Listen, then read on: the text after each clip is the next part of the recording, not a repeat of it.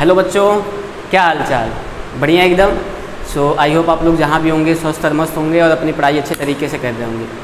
सो दोस्तों, जैसा कि आप लोग को पता है कि लखनऊ यूनिवर्सिटी जो है आपके second semester of BA LLB का डेट शीट जो है वो अनाउंस कर दिया है, ठीक है। और आई थिंक आप लोग का 1 या 2 अगस्त से जो है आप लोग के पेपर स्टार्ट हैं, ठीक है। सो अब रही बात कि हम लोगों ने क्या योगदान दिया है, what we have did for you from the LU update app या LU अपडेट चैनल, ठीक है। सो हम लोगों ने एक BA LLB का जो सेकेंड सेमेस्टर का कोर्स जो है हम लोगों ने डिज़ाइन किया अपने LU अपडेट ऐप पे at the very nominal cost पे, and we are providing the video lecture of all the 6 subject of the second semester of Lucknow university of BA LLB course. जैसे कि हिस्ट्री का भी हम लोगों ने वीडियो लेक्चर अपलोड किया है, सोशोलॉजी का भी है, इकोनॉमिक का भी है, पॉलिटिकल साइंस का है, ठीक है, इंग्लिश का भी है, प्लस लॉ ऑफ कॉन्ट्रैक्ट जो second law of contract part second कही जाती है उसके भी वीडियो लेक्चर हम लोगों ने LU अपडेट ऐप पे प्रोवाइड किया eight the very nominal and minimum cost पे, ठीक है। और हम लोगों ने इस बैच में क्या क्या प्रोवाइड किया है, सो हम लोगों ने video lecture of each and every subject, ठीक है, of second semester of BA LLB, plus we are also providing the PDF notes for each and every video lecture. और हम अगर ये आप बैच परचेज कर लेते हो और इससे स्टडी कर लेते हो तो आपको अलग से कुछ पढ़ने की नेसेसिटी नहीं है, ठीक है, अलग से कोई बुक लेने की ज़रूरत नहीं है, ठीक है। The batch which we are providing you is more sufficient, ठीक है, ये मोर देन इनफ है आप लोग कह सकते हो, ठीक है। सो आप लोग जाइए LU अपडेट ऐप पे इस बैच को परचेज़ कीजिए, और इस बैच का जो कॉस्ट हम लोगों ने बहुत ही कम रखा है जिससे कि मैक्सिमम बच्चे जो है इसका बेनिफिट उठा सके। So thank you so much for watching me, have a nice day, take care of yourself. Hello दोस्तों, क्या हाल चाल? बढ़िया एकदम। सो आई होप आप लोग जहाँ भी होंगे बढ़िया होंगे, अच्छे होंगे और पढ़ाई अपने अच्छे तरीके से कर रहे होंगे। सो दोस्तों, today we have come with another video of contract of agency and where we are discussing the agency by necessity, ठीक है, which is given under section 188 of Indian contract act, ठीक है। और दोस्तों इसमें हम लोगों ने agency by necessity previous video lecture में हम लोगों ने उसका बेसिक कंसेप्ट क्या होता है, what do you mean by the agency by necessity, whether there is a contract of agency is required, pre existing contract of agency is required in agency by necessity और not. So I hope इसका भी answer आप लोग को पता चल गया होगा। And we are also discuss the case of Sims and company versus Midland on the agency by necessity, and today we are going to further continue it, ठीक है। इसमें 2 केस और हैं, ठीक है, तो उसके बाद ये 2 केस करने के बाद एजेंसी बाय नेसेसिटी आप लोग का खत्म हो जाएगा। उसके बाद से हम लोग स्टार्ट करेंगे duties of agent. So duties of agent is a quite lengthier portion of contract of agency, ठीक है। सो उसमें 2-3 वीडियो लग जाएंगे, बाकी एजेंसी बाय नेसेसिटी और some portion of duties of agent जो है इस वीडियो लेक्चर में मैं डिस्कस करूँगा आप लोग के साथ में, ठीक है दोस्तों। सो चलिए इसको स्टार्ट करते हैं, फर्दर कंटिन्यू करते हैं एजेंसी बाय नेसेसिटी को।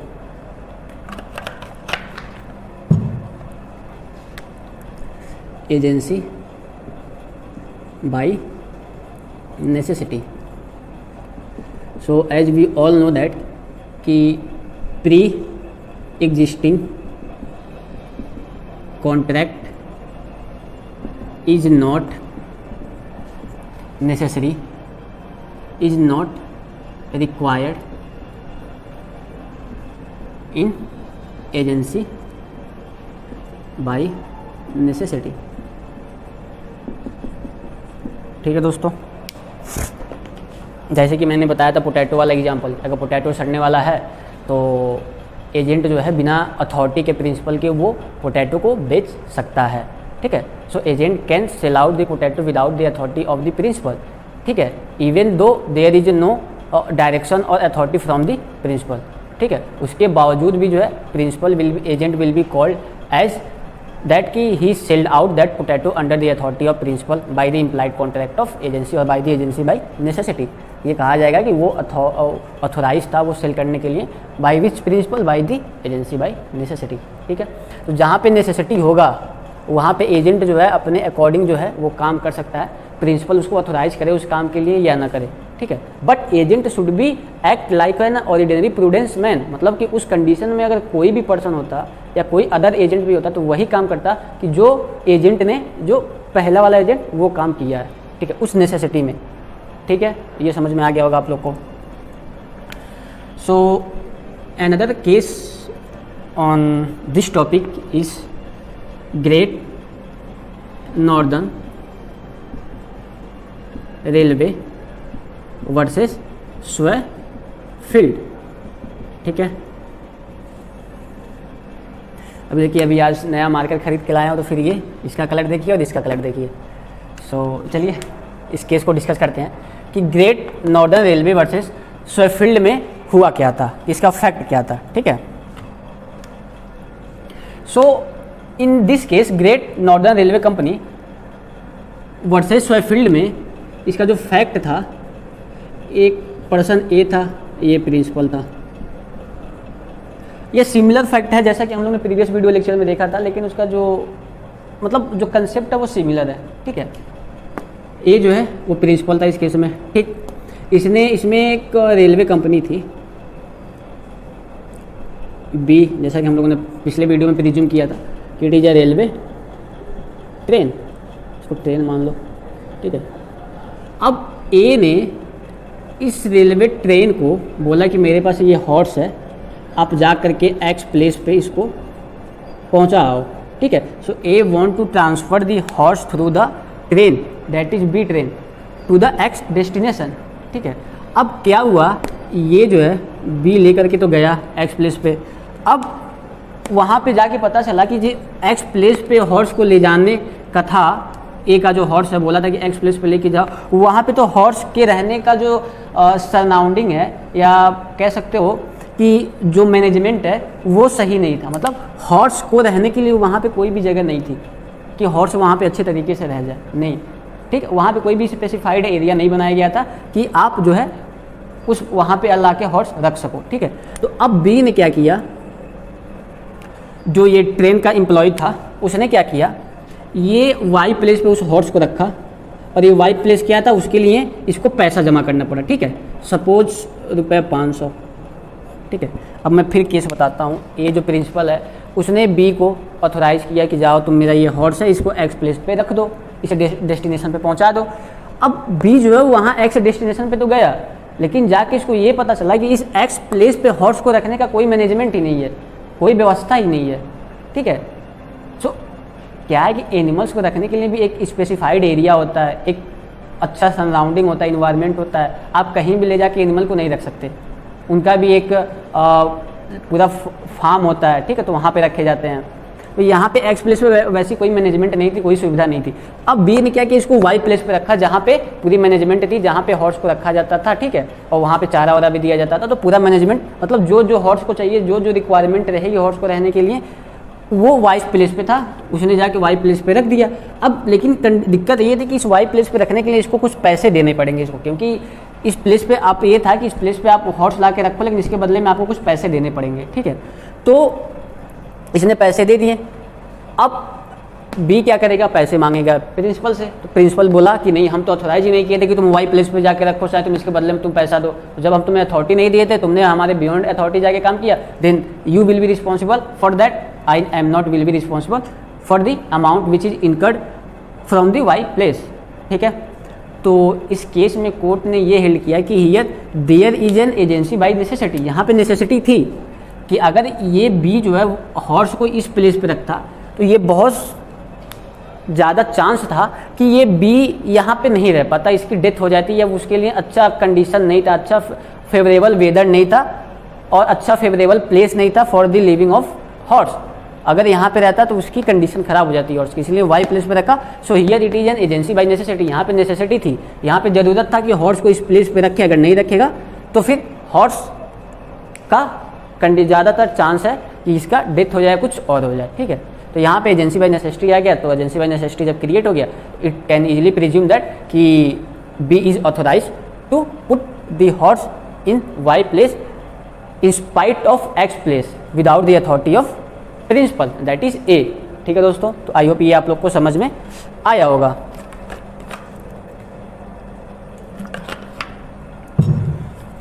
अब चलिए आगे बढ़ते हैं। तो अभी तो क्या है कि हम लोगों ने 2 केस देखा, दोनों में देखा कि एजेंसी बाय नेसेसिटी क्रिएट हो रहा है। अब आइए देख लेते हैं कि इसका एक नेगेटिव साइड क्या होता है, कि मतलब कब एजेंसी बाय नेसेसिटी नहीं होगा। ठीक है,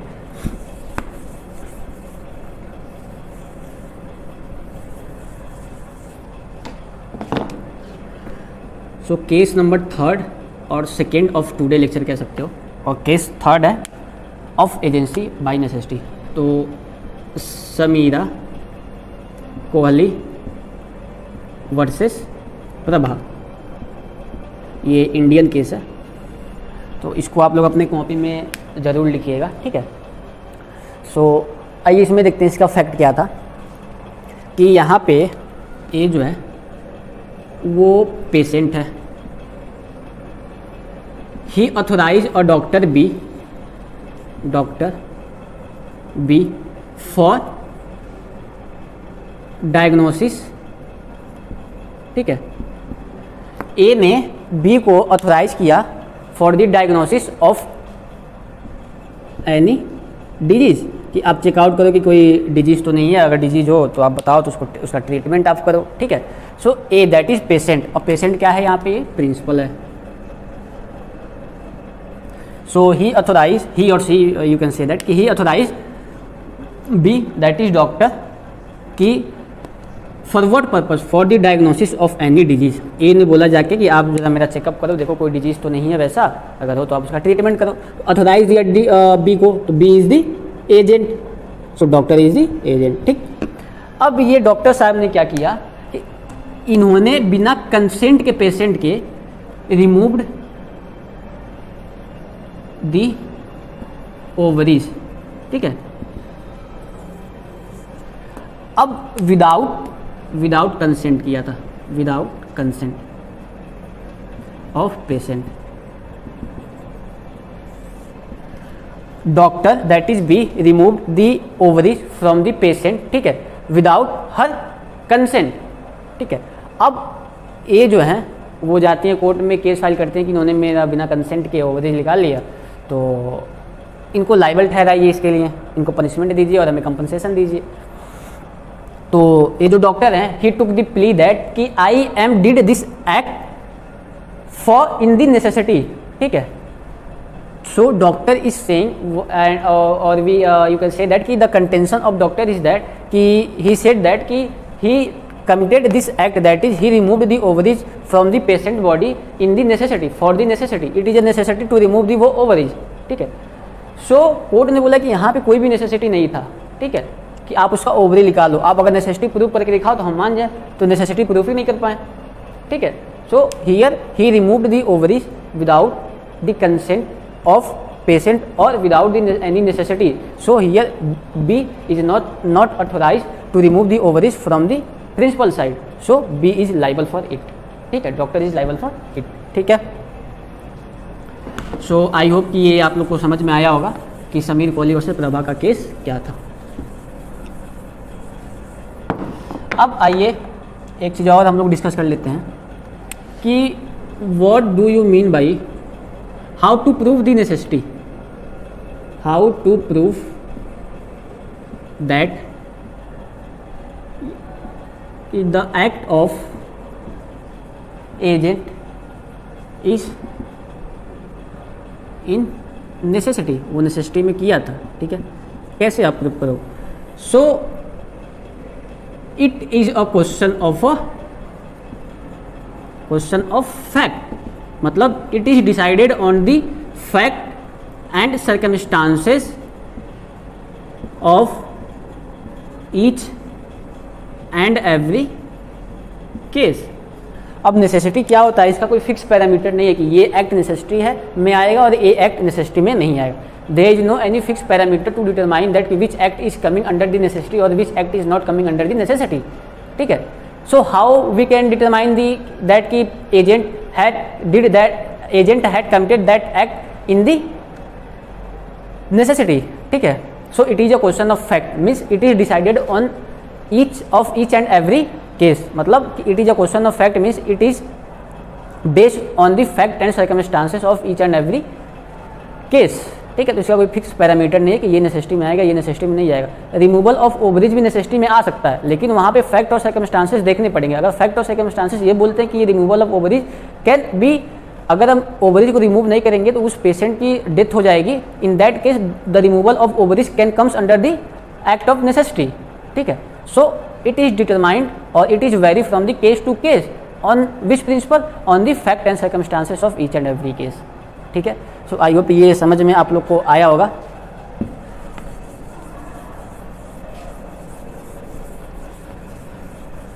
सो चलिए आज के लिए बस इतना ही रहने देते हैं, और अगले वीडियो में मिलेंगे। इसी को फर्दर कंटिन्यू करते हुए एजेंसी बाय नेसेसिटी आप लोग का कंप्लीट हो गया। अब अगले वीडियो लेक्चर में करेंगे ड्यूटीज ऑफ एजेंट, ठीक है दोस्तों। So thank you so much for watching me, have a nice day, and please subscribe the LU update YouTube channel, and also do visiting to our LU update app, ठीक है, because it will be very fruitful for your preparation, whether it is of entrance exam of Lucknow University or whether it is of semester exam of Lucknow University, ठीक है। So thank you so much for watching me, have a nice day, take care of yourself, bye bye।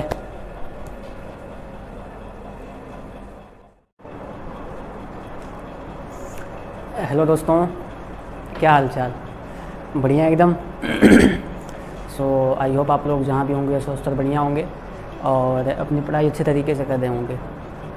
सो दोस्तों, आज फिर मैं एक और नया video लेकर के आ गया हूँ, और इस वीडियो लेक्चर में हम लोग, जैसा कि प्रीवियस वीडियो लेक्चर में क्रिएशन ऑफ एजेंसी का जो बेसिक है उसको थोड़ा बहुत देखा था, उसी को आज हम लोग कंटिन्यू करेंगे, ठीक है। और क्रिएशन ऑफ एजेंसी में जैसे मैंने बताया था कि इम्प्लाइडली भी होता है और एक्सप्रेसली भी होता है एजेंसी का कॉन्ट्रैक्ट ऑफ एजेंसी का क्रिएशन, ठीक है। अब रही बात कि जो contract of agency by the way of expressly create होता है तो समझ में आता है कि ओरल या रिटेन से क्रिएट हो गया एजेंसी, तो वो तो समझ में आता है, हाँ वो प्रूफ है कि हाँ एजेंसी क्रिएट हुआ है प्रिंसिपल और एजेंट के बीच में, ठीक है। अब मेन कन्फ्यूजन या दिक्कत आती है इम्प्लाइड कॉन्ट्रैक्ट ऑफ एजेंसी में, ठीक है। सो इसमें कन्फ्यूजन ये आती है कि हम इनको एजेंट माने कि ना माने। थर्ड पर्सन ये सोचता है कि क्या ये एजेंट है कि नहीं है, ठीक है, क्योंकि यहाँ पे कुछ एक्सप्रेस नहीं रहता है, सब इम्प्लाइड रहता है, ठीक है। सो इसकी वजह से इसमें थोड़ी बहुत कन्फ्यूजन आती है, तो इसको हम लोग थोड़ा अच्छे से देखेंगे इस वीडियो लेक्चर में कि इम्प्लाइड कॉन्ट्रैक्ट ऑफ एजेंसी क्या होता है। हमने प्रीवियस वीडियो लेक्चर में भी इम्प्लाइड कॉन्ट्रैक्ट ऑफ एजेंसी का एक केस लॉ भी देखा था, और उसका जो बेसिक कंसेप्ट है कि कैसे प्रिंसिपल जो है अपने कंडक्ट के वजह से किसी पर्सन को उस पोजीशन पे रखता है जिसके वजह से थर्ड पर्सन को ये लगता है कि वो जो पर्सन जिस पर्सन को उस प्लेस पे रखा है वो एजेंट है प्रिंसिपल का, ठीक है। तो अपने आचरण से, अपने कंडक्ट से, अपने एक्ट से, ठीक है दोस्तों। तो उसी को आज हम लोग कंटिन्यू करेंगे, इम्प्लाइड कॉन्ट्रैक्ट ऑफ एजेंसी, ठीक है। सो इम्प्लाइड कॉन्ट्रैक्ट ऑफ एजेंसी में हम लोग दो चीज़ें पढ़ेंगे। कॉन्ट्रैक्ट ऑफ एजेंसी में हम लोग दो चीज़ें पढ़ेंगे। एक होता है agency, contract of agency bye estoppel, और एक होता है contract of agency between husband and wife, ठीक है। ये पढ़ने में थोड़ा कुछ सीखने को मिलेगा, इससे सोशली भी मिलेगा कि क्यों, कैसे, क्या हस्बैंड भी एजेंट होता है वाइफ का कि सिर्फ वाइफ ही एजेंट होती है हस्बैंड का। इम्प्लाइड है, एक्सप्रेस नहीं, क्योंकि हम लोग इम्प्लाइड कॉन्ट्रैक्ट ऑफ एजेंसी में पढ़ रहे हैं इसको, ठीक है। सो एजेंसी बाय इस्टॉपेल क्या होता है कि in this principal puts a person in such a position by his conduct that कि अदर पर्सन बिलीव दैट कि that person which is placed by principal is an agent of principal. कुछ समझ में नहीं आया होगा सही से, मैं लिख के बताऊंगा तो समझ में आएगा। ये मतलब जो मैंने प्रीवियस वीडियो में बताया था उसी को मैं और थोड़ा बता दे रहा हूँ कि एजेंसी बाय इस्टॉपेल क्या होता है कि इस्टॉपेल मतलब आप लोग समझते ही होंगे, स्टॉप फ्रॉम डिनाइंग। अभी ये कैसे इसमें आएगा मैं बता रहा हूँ। In this principal puts a person that is, इसको वाई मान लो, in such a position that third person believes that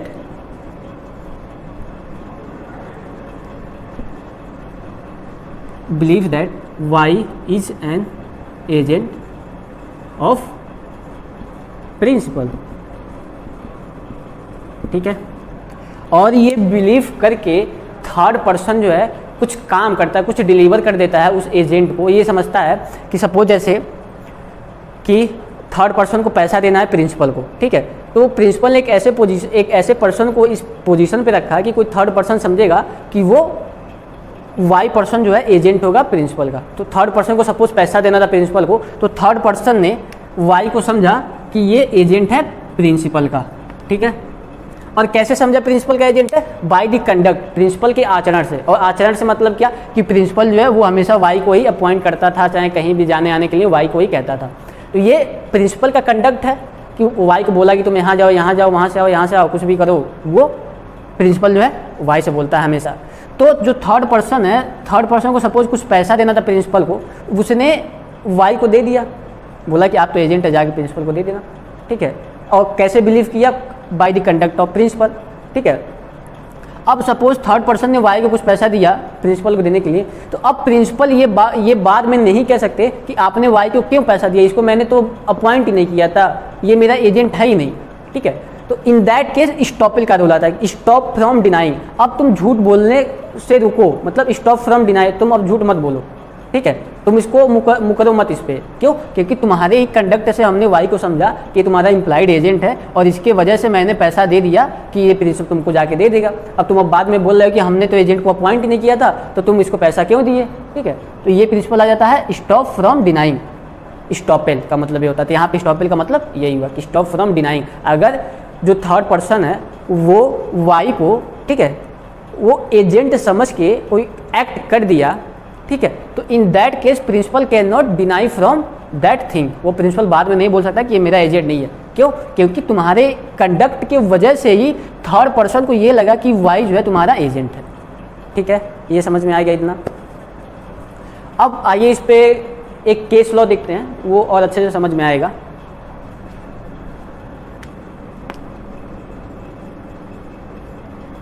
Pickering versus बस्क। ठीक है, पिकरिंग वर्सेस बस्क। इसमें क्या हुआ था? इसमें ये भी एक केस जो है इम्प्लाइड कॉन्ट्रैक्ट ऑफ एजेंसी का ही है।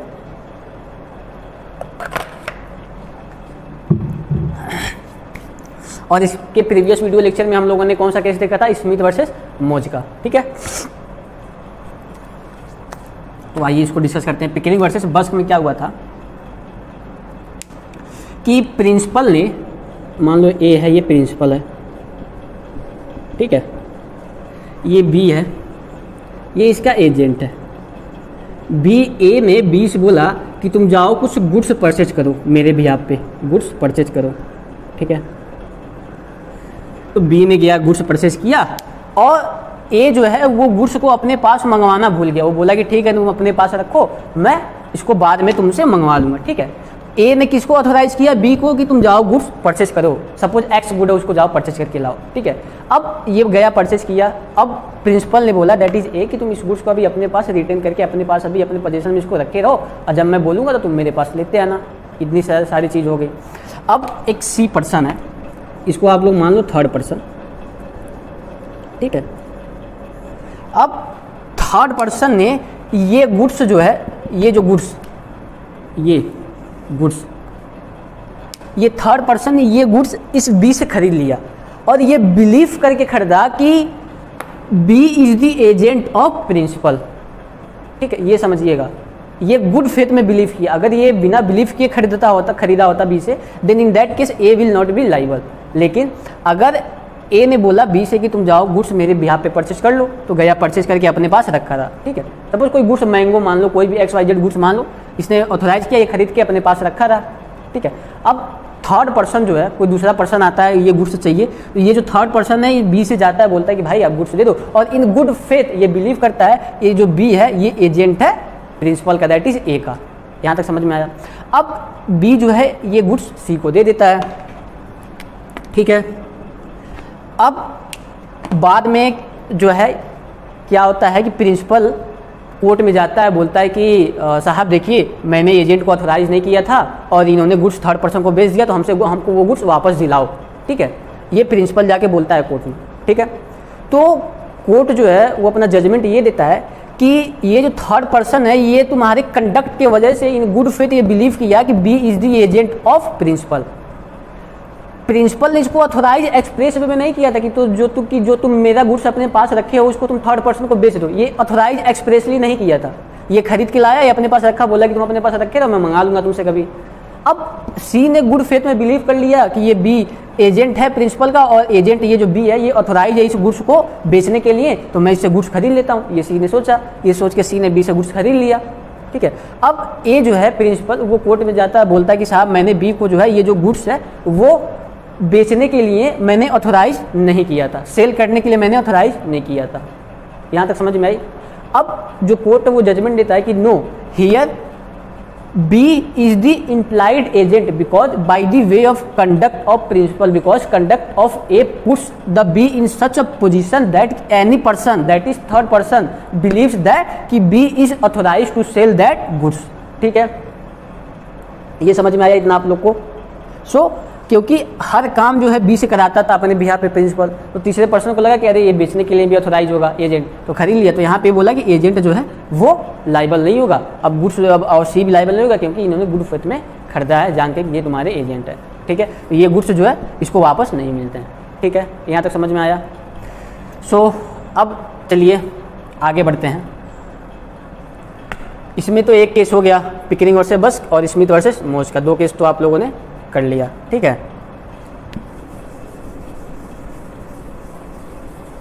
अब आते हैं आपके इस पे contract of agency between husband and wife. That is कि अब आप लोग ये सोच के बताओ कि क्या हस्बैंड और वाइफ के बीच में कॉन्ट्रैक्ट ऑफ एजेंसी हो सकता है क्या? ये थोड़ा आप लोग भी सोचो कि can there be a contract of agency between husband and wife. ठीक है, एक क्वेश्चन है,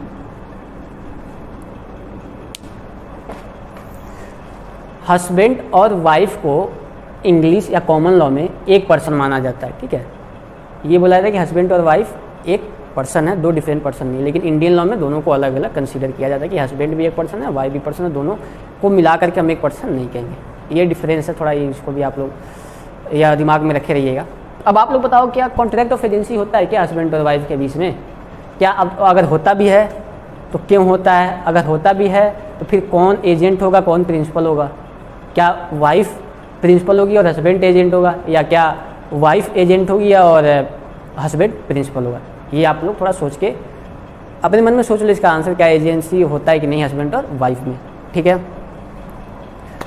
सो ये तो पता है कि एक्सप्रेस कॉन्ट्रैक्ट ऑफ एजेंसी नहीं होता है हस्बैंड और वाइफ के बीच में। अब क्वेश्चन अटक जाती है आपके इम्प्लाइड कॉन्ट्रैक्ट ऑफ एजेंसी में, तो क्या इम्प्लाइड कॉन्ट्रैक्ट ऑफ एजेंसी होता है हस्बैंड और वाइफ के बीच में? तो आंसर होगा yes, there is a contract, there is a implied contract of agency between husband and wife. ठीक है, and now another question is that कि who will be called as agent and who will be called as principal in between husband and wife. So the answer of this question is that कि wife is called as implied agent of her husband and husband is called as principal of his wife। ठीक है, तो यहाँ पे husband क्या हो जाएगा? Principal हो जाएगा। ठीक है, और wife क्या हो जाएगी? implied agent हो जाएगी, not express agent। ठीक है, so जैसा कि as we are living in a democratic country, so क्या ये सही प्रोविज़न है कि नहीं है? क्या सिर्फ वाइफ ही एजेंट हो सकती है? ये तो है आंसर कि वाइफ एजेंट होती है, इम्प्लाइड एजेंट होती है, हस्बैंड नहीं होता है। ये तो इसका आंसर है करेक्ट। क्या ये जो है प्रोविज़न ये सही है आपके अकॉर्डिंग? आप लोग थोड़ा सोच के बताओ कि हम लोग डेमोक्रेटिक कंट्री में रहते हैं, स्वतंत्र कंट्री में रहते हैं, and we are also claiming that and we have a democratic country, but हमारे पास बहुत सारे आर्टिकल ऐसे हैं जो डिस्क्रिमिनेशन जितने भी हैं on the basis of sex उसको इरेडिकेट करता है, उसको एब्रोगेट करता है। In spite of that here we can see the discrimination between the husband and wife. By this provision we can say that कि husband is more superior than the wife. अगर इस provision को हम लोग ध्यान में रखें तो ठीक है. तो आज के लिए इसको इतना ही रहने देते हैं. हम लोग आगे जो है अपने अगले वीडियो में इसको अच्छे से डिस्कस करेंगे. ठीक है, ये अच्छा टॉपिक भी है. तो आज के लिए बस इतना ही रहने देते हैं और थोड़ा इस पर आप लोग सोच के आइएगा. ठीक है, तो हम लोग आगे चल के इसको और अच्छे से बात करेंगे अगले वीडियो लेक्चर में. सो thank you so much for watching मी. और आज के लिए बस इतना ही रहने देते हैं. और लास्ट में ये कि आप लोग एलयू अपडेट ऐप को और यूट्यूब चैनल को सब्सक्राइब और डाउनलोड करना ना भूलें. ठीक है, क्योंकि उस पर हर चीज़ अप टू डेट रहती है. सो वहाँ पे विजिट करते रहिए. और अगर वीडियो अगर अच्छा लग रहा हो तो लाइक कर दीजिएगा. कमेंट सेक्शन में अपना थोड़ा शेयर कीजिएगा कि क्या और कुछ इंप्रूवमेंट करना है कि नहीं हमें, तो मैं उसके अकॉर्डिंग अपना इंप्रूवमेंट कर लूँगा. ठीक है, क्योंकि मेरा भी अभी ये पहला क्या है कि सीरीज़ है ये, मतलब टीचिंग का. वैसे मैं ऑफलाइन में और टीचिंग करता था, कोचिंग पढ़ाता था, लेकिन अभी क्या ऑनलाइन में थोड़ा पहला है. तो थोड़ा देखिएगा, अगर कुछ इंप्रूवमेंट करने लायक हो तो आप लोग ज़रूर उसको बताइएगा. ठीक है, मैं उस पर वर्क करूँगा definitely. Thank you so much for watching me. Hello दोस्तों, क्या हाल चाल? बढ़िया एकदम. सो आई होप आप लोग जहाँ भी होंगे स्वस्थ और मस्त होंगे और अपनी पढ़ाई अच्छे तरीके से कर रहे होंगे. So friend, today we have come with another video. ठीक है, and as you all know that कि we are discussing the contract of agency, third unit of your Indian contract act. ठीक है, सो आज हम लोग उसी कॉन्ट्रैक्ट ऑफ एजेंसी को फर्दर कंटिन्यू करेंगे. और जैसा कि अब आप लोग को पता होगा या अगर नहीं पता है तो जान लीजिए कि आपका जो सेकेंड सेमेस्टर का एग्ज़ाम है वो लास्ट वीक ऑफ जुलाई से स्टार्ट हो जाएगा. ठीक है, लास्ट वीक ऑफ जुलाई या तो फर्स्ट वीक ऑफ अगस्त से आपका एग्ज़ाम होना तय निश्चित है. ठीक है, सो आई होप कि आप लोग प्रिपरेशन अच्छे तरीके से कर रहे होंगे. ठीक है, और अपनी कंटिन्यूटी जो है मेंटेन किए होंगे और डेली पढ़ रहे होंगे जो आपके सिलेबस में दिया है सेकेंड सेमेस्टर के. ठीक है, सो चलिए स्टार्ट करते हैं. और हाँ, कमेंट सेक्शन में ये भी बताइएगा कि आप लोग के फर्स्ट सेमेस्टर में कितने परसेंटेज आए थे. ठीक है, सो चलिए स्टार्ट करते हैं. और हाँ, एलयू अपडेट ऐप को डाउनलोड करना ना भूलें और एलयू अपडेट यूट्यूब चैनल को भी सब्सक्राइब करना ना भूलें. ठीक है, सो चलिए स्टार्ट करते हैं.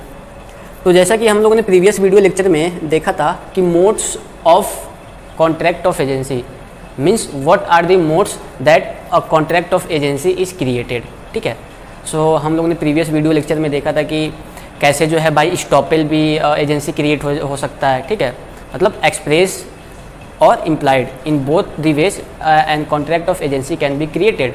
सो हम लोगों ने एक्सप्रेस कॉन्ट्रैक्ट ऑफ एजेंसी देखा था. उसके बाद हम लोगों ने इम्प्लाइड कॉन्ट्रैक्ट ऑफ एजेंसी में देखा था कि कॉन्ट्रैक्ट एजेंसी बाई स्टॉपेल क्या होता है. ठीक है, and what do you mean by the contract of agency between the husband and wife, या is there is any contract of agency between husband and wife.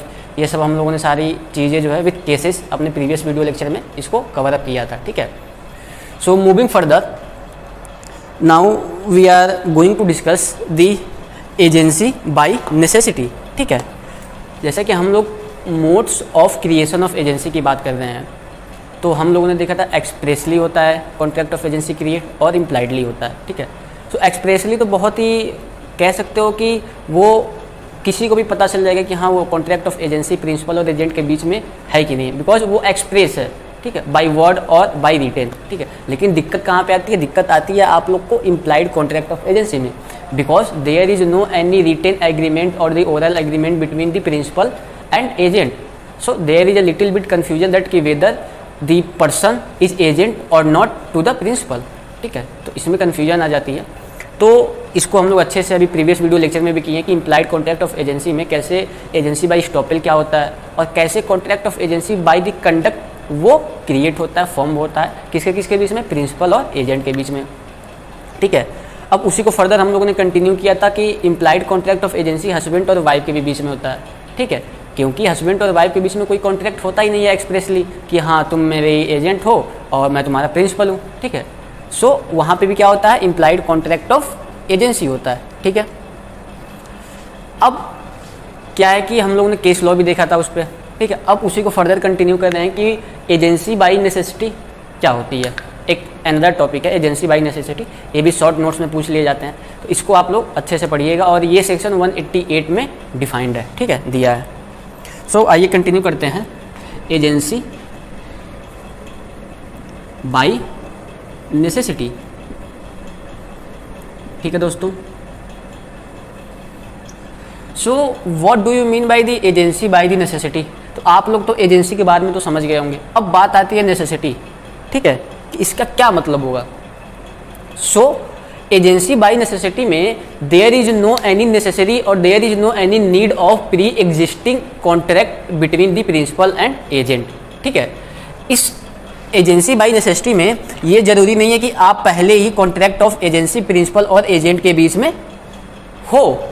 ठीक है, सो हम लोग ये कह सकते हैं कि एजेंसी बाय नेसेसिटी में there can also be a contract of agency between principal and agent without any contract between them. There can be an agency of necessity.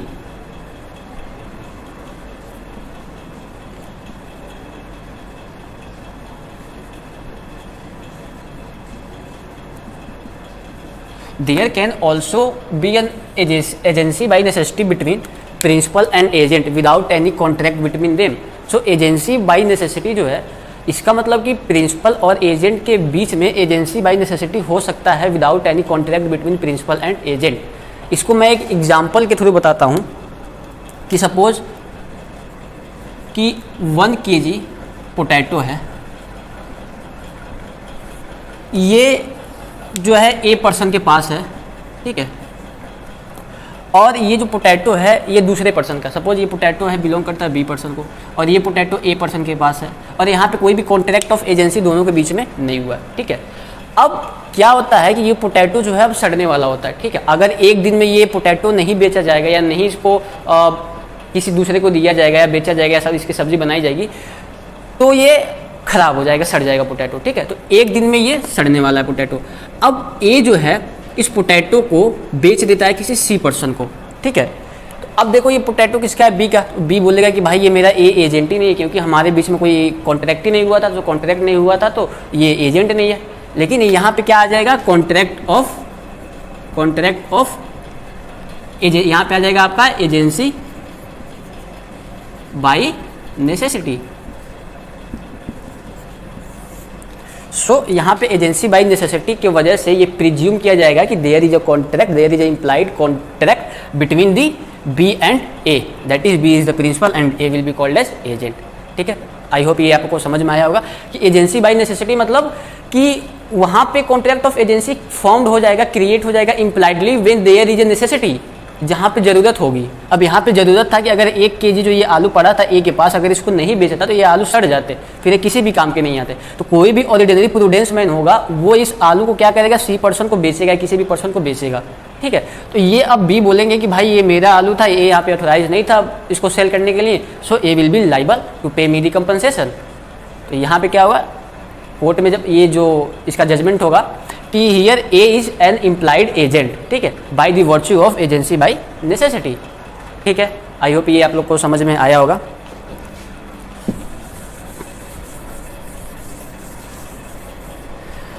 इसमें क्या होता है कि in this agent did some act for which did some act in good faith for the benefit of principal,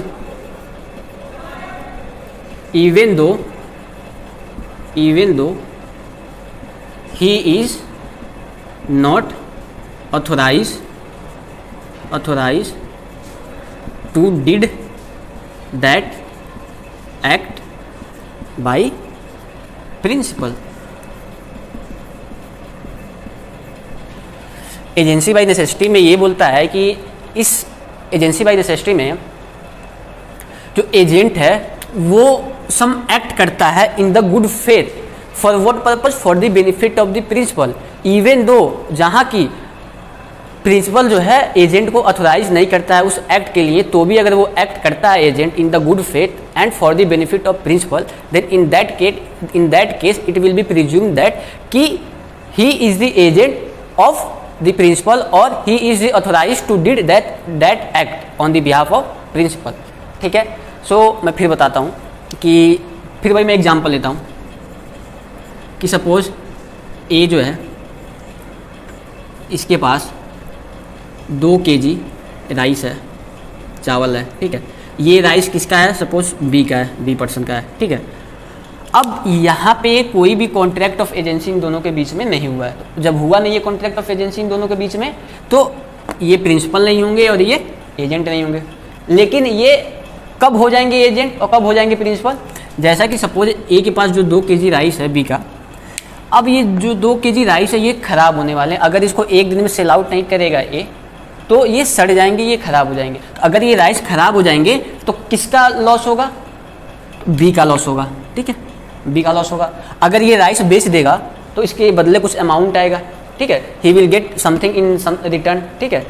अब ये कुछ पैसा पाएगा तो किसका बेनिफिट होगा, बी का बेनिफिट होगा, क्योंकि ये पैसा जब बेच के पैसा पाएगा ए, तो पैसा बी को ही देगा, बेनिफिट किसका होगा, बी का होगा। तो इसने जो ए ने ये सेल किया राइस, ये गुड फेथ में किया, ठीक है। गुड फेथ मतलब अच्छे भावना से, मतलब उसका कोई इंटेंस, जो उसका आशय था, मतलब कह सकते हो कि वो अपने दिमाग से, मतलब वो चाहता था कि वो बेनिफिट जो है वो बी को हो, ठीक है, वो उसको घाटा नहीं पहुंचाना चाहता, अच्छे स्वभाव से। गुड फेथ का मतलब समझ सकते हो हिंदी में, ठीक है। प्लस ये किसके बेनिफिट के लिए, for the benefit of principal, ठीक है। ये राइस सेल आउट किया किसके, in good faith and for the benefit of principal. तो यहाँ पे बी जो है इसको लाइबल नहीं ठहरा सकते कि नहीं हमने तुमको ऑथोराइज नहीं किया था, तो तुमने क्यों हमारे चावल बेचे, ये बी जो है इसको नहीं कह सकते। तो यहाँ पे क्यों नहीं कह सकते, बिकॉज यहाँ पे आ जाएगा आपका एजेंसी बाई नेसेसिटी, ठीक है दोस्तों। सो आई होप कि ये आप लोग को समझ में आया होगा, आप लोग इसको नोट डाउन कर लीजिए।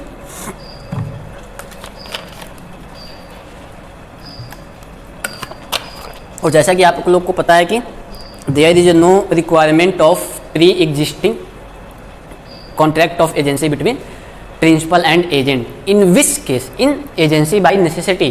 तो आप लोग उसका स्पेसिफिक सेगमेंट याद रखिएगा किसमें ये बात करता है, ठीक है। तो आई होप आप लोगों ने इसको नोट डाउन कर लिया होगा। और ये किस सेक्शन में दिया है, section 188 of Indian contract act, ठीक है। सॉरी, सो चलिए इसको इरेज करते हैं। अब आइए इस पर कुछ हम लोग केस लॉ देख लेते हैं, तो उससे थोड़ा और काफ़ी बेटर अंडरस्टैंडिंग होगा। पहला केस है कि Sims and company versus Midland railway company, Sims and company versus Midland railway company. तो इस केस में कैसे एजेंसी बाय नेसेसिटी को डिस्कस किया गया, आइए उसको हम लोग पहले देख लेते हैं, ठीक है। यहाँ पे ए जो है ये प्रिंसिपल होता है, इसमें मैं इसको सिंपल लैंग्वेज में बता रहा हूँ। बी जो है ये रेलवे है, रेलवे कंपनी है, ठीक है, ठीक। ए ने बी को बोला कि ये मेरे पास इतना बटर है, तुम इसको एक्स प्लेस पे पहुंचा दो, एक्स प्लेस पे पहुंचा दो, मतलब थर्ड पर्सन को जाओ दे आओ। ए ने ट्रांसफ़र किया बटर, जो इसके पास ह्यूज अमाउंट में बटर थे, उसको ट्रांसफ़र किया एक्स प्लेस पे थ्रू दी रेलवे। अब सपोज रेलवे का बी मान लो, आसानी होगा समझने में, ठीक है। तो अब रेलवे जो है, जो ट्रेन है, वो उस बटर को लेके जाने लगी जिस जगह पे ए ने बोला था। तो देखो ये जो बी है दैट इज़ ट्रेन और railway, he is working under the authority of A that is principal, ठीक है। तो यहाँ पे कॉन्ट्रैक्ट ऑफ एजेंसी है, ठीक है।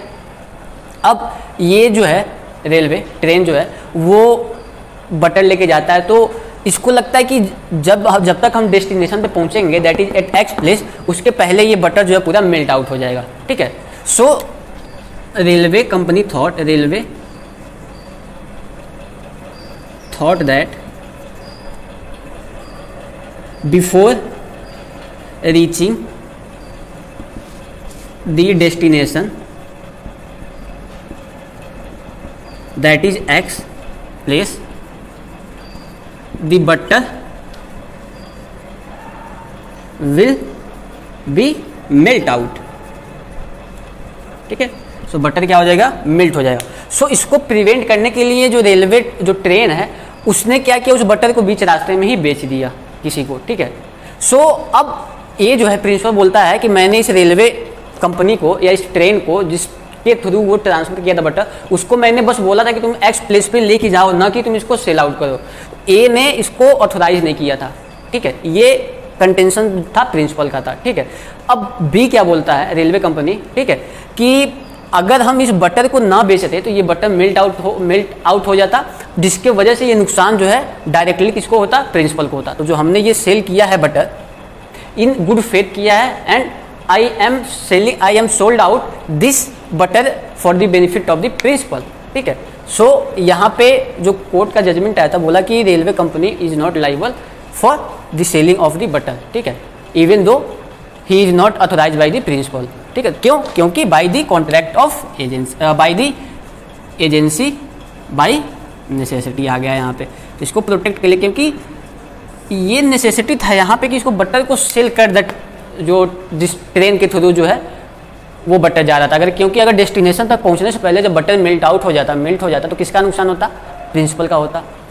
इस रेलवे कंपनी ने उसको सेल किया, गुड फेथ में किया, उसका क्या था, जो गुड फेथ था, और किसकी वजह से किया, for the benefit of principal.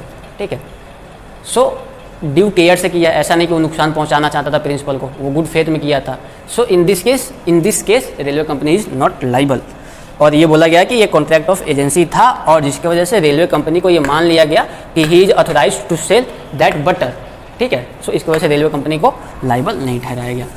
So I hope ये आप लोग को समझ में आया होगा। तो चलिए 2-3 केस और हैं, तो अगले वीडियो लेक्चर में इसको डिस्कस करते हैं, फिर ख़त्म कर देंगे। ठीक है, और उसके बाद से हम लोग ड्यूटीज ऑफ एजेंट पढ़ लेंगे। ठीक है, और ये भी 3-4 वीडियो लेक्चर में अब खत्म हो जाएगा आपका एजेंसी भी। So thank you for watching me, have a nice day, take care of yourself, और मिलते हैं अगले वीडियो में। So bye bye, take care.